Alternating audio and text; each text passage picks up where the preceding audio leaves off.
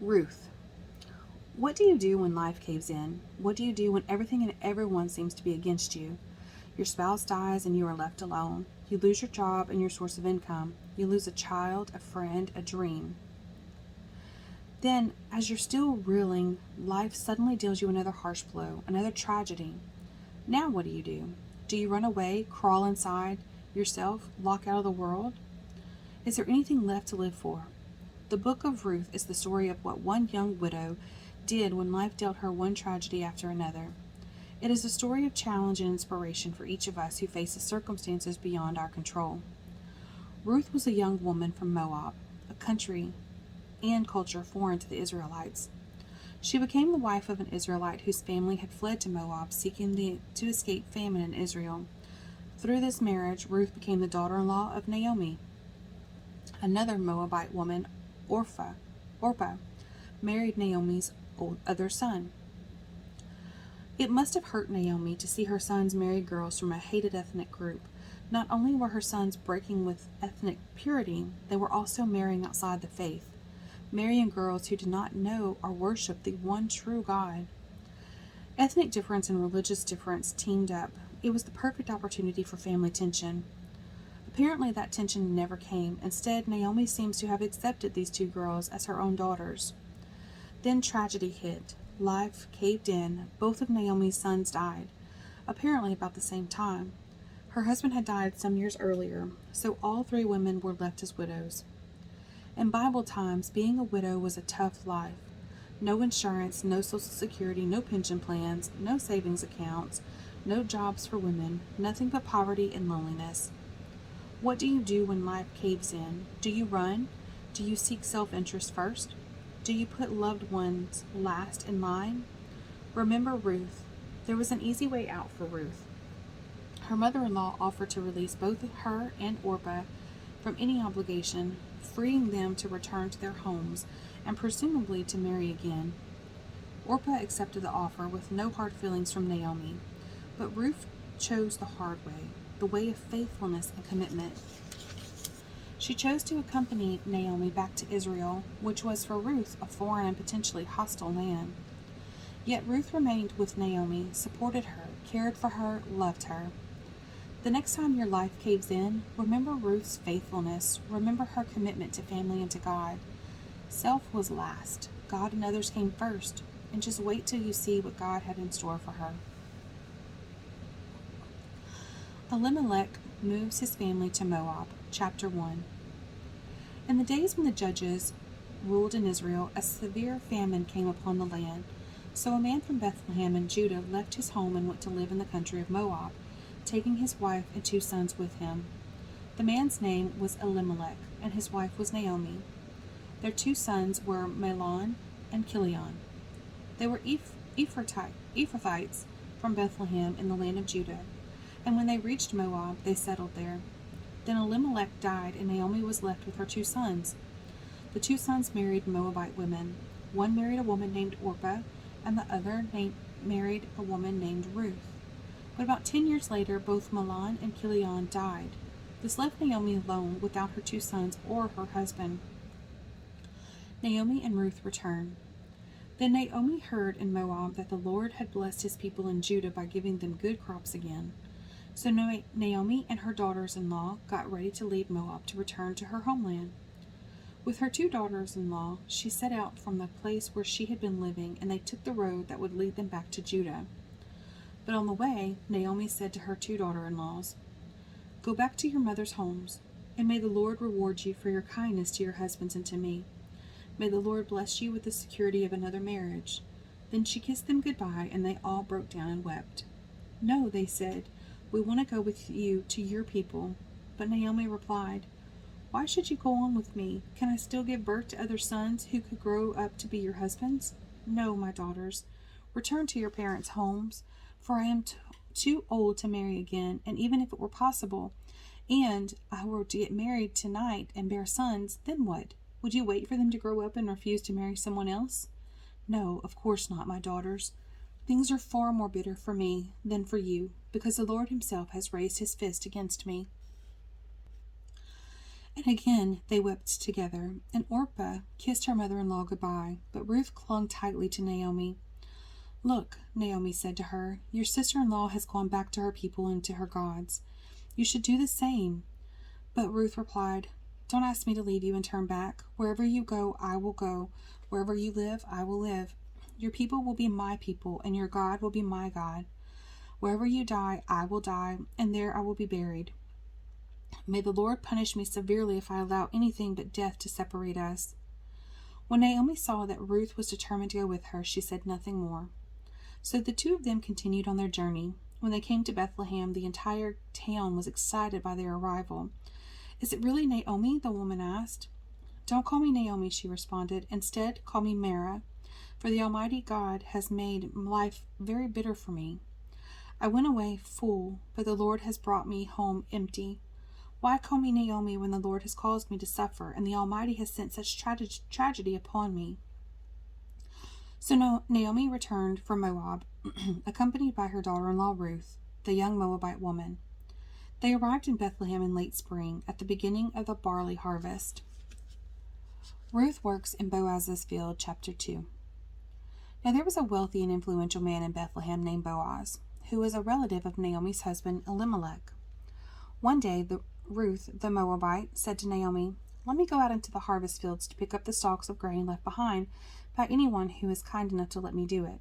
Naomi replied, "All right, my daughter, go ahead."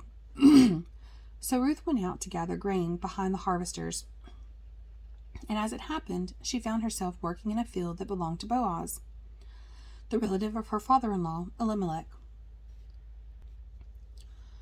While she was there, Boaz arrived from Bethlehem and greeted the harvesters. "The Lord be with you," he said. "The Lord bless you," the harvesters replied. Then Boaz asked his foreman, "Who is that young woman over there?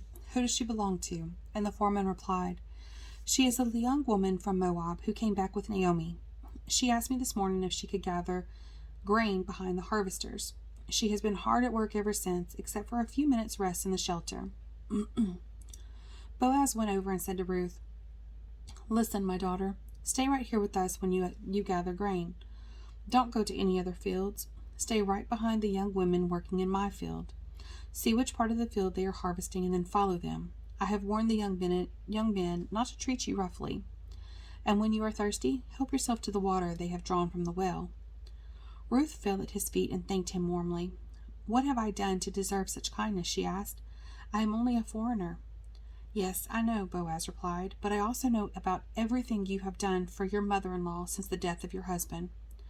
I have heard how you left your father and mother and your own land to live here among complete strangers. May the Lord, the God of Israel, under whose wings you have come to take refuge, reward you fully for what you have done." "I hope I continue to please you, sir," she replied. "You have comforted me by speaking so kindly to me, even though I am not one of your workers." At mealtime, Boaz called to her, "Come over here and help yourself to some food. You can dip your bread in the sour wine." So she sat with his harvesters, and Boaz gave her some roasted grain to eat. She ate all she wanted and still had some left over. When Ruth went back to work again, Boaz ordered his young men, "Let her gather grain right among the sheaves without stopping her, and pull out some heads of barley from the bundles and drop them on purpose for her. Let her pick them up and don't give her a hard time." So Ruth gathered barley there all day, and when she beat out the grain that evening, it filled an entire basket. She carried it back into town and showed it to her mother-in-law. Ruth also gave her roasted grain that was left over from her meal. "Where did you gather all this grain today?" Naomi asked. "Where did you work? May the Lord bless the one who helped you." So Ruth told her mother-in-law about the man in whose fields she had worked. She said, "The man I worked with today is named Boaz." "May the Lord bless him," Naomi told her daughter-in-law. "He is showing his kindness to us as well as to your dead husband. That man is one of our closest relatives, one of our family redeemers." Then Ruth said, "What's more, Boaz even told me to come back and stay with his harvesters until the entire harvest is completed." "Good," Naomi exclaimed. "Do as he said, my daughter. Stay with his young women right through the whole harvest. You might be harassed in other fields, but you'll be safe with him." So Ruth worked alongside the woman in Boaz's fields and gathered grain with them until the end of the barley harvest. Then she continued working with them through the wheat harvest in early summer, and all the while she lived with her mother-in-law. Ruth at the threshing floor. Chapter 3. One day Naomi said to Ruth, "My daughter, it's time that I find a permanent home for you, so that you will be provided for. Boaz is a close relative of ours, and he's been very kind by letting you gather grain with his young women. Tonight he will be winnowing barley at the threshing floor. Now do as I tell you. Take a bath and put on perfume and dress in your nicest clothes. Then go to the threshing floor. But don't let Boaz see you until he has finished eating and drinking. Be sure to notice where he lies down. Then go and uncover his feet and lie down there. He will tell you what to do." "I will do everything you say," Ruth replied. So she went down to the threshing floor that night and followed the instructions of her mother-in-law. After Boaz had finished eating and drinking and was in good spirits, he lay down at the far end of the pile of grain and went to sleep. Then Ruth came quietly, uncovered his feet, and lay down. Around midnight, Boaz suddenly woke up and turned over. He was surprised to find a woman laying at his feet. "Who are you?" he asked. "I am your servant Ruth," she replied. "Spread the corner of your covering over me, for you are my family redeemer." "The Lord bless you, my daughter," Boaz exclaimed. "You are showing even more family loyalty now than you did before, for you have not gone after a younger man, whether rich or poor. Now don't worry about a thing, my daughter. I will do what is necessary, for everyone in town knows you are a virtuous woman. But while it's true that I am one of your family redeemers, there is another man who is more closely related to you than I am. Stay here tonight, and in the morning I will talk to him.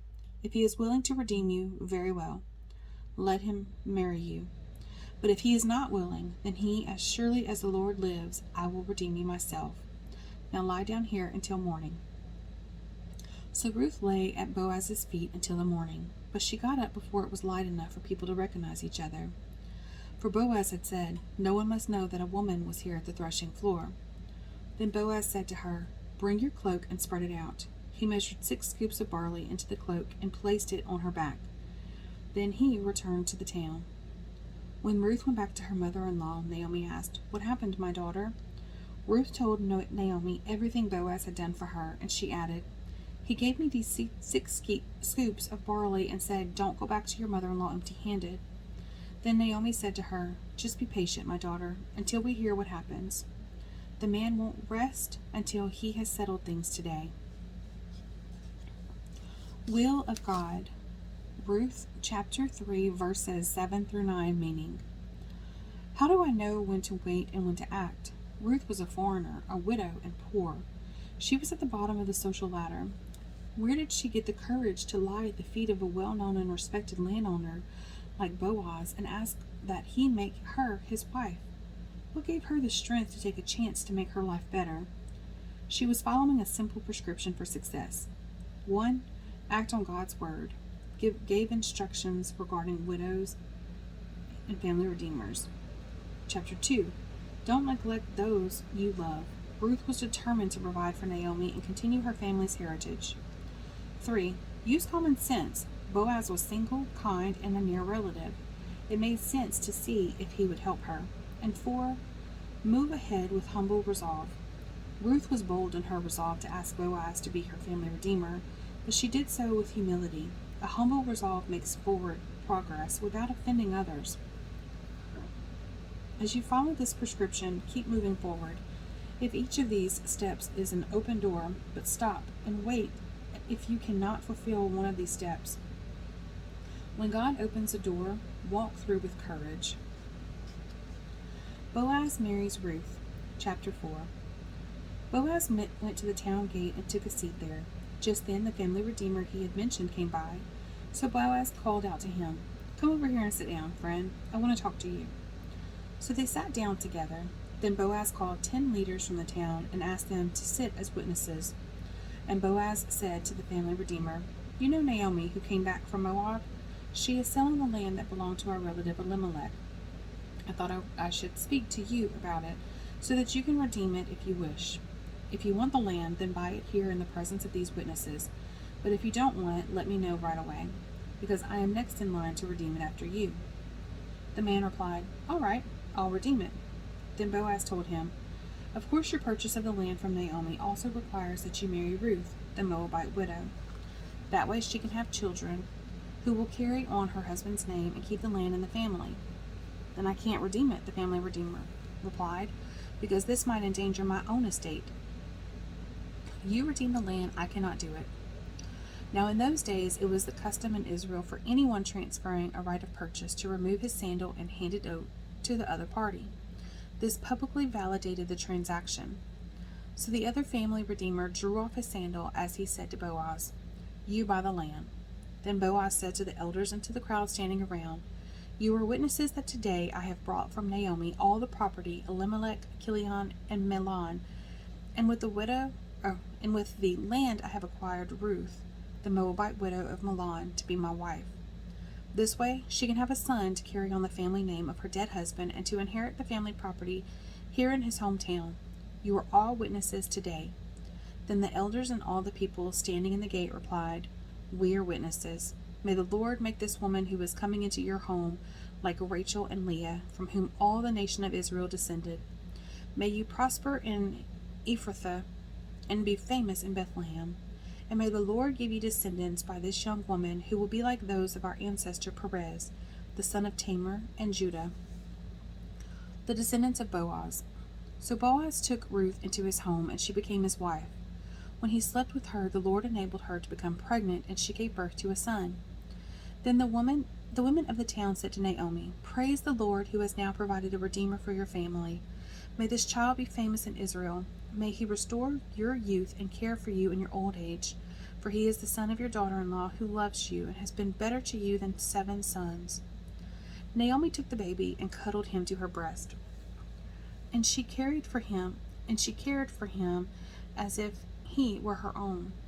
The neighbor women said, "Now at last Naomi has a son again," and they named him Obed. He became the father of Jesse and the grandfather of David.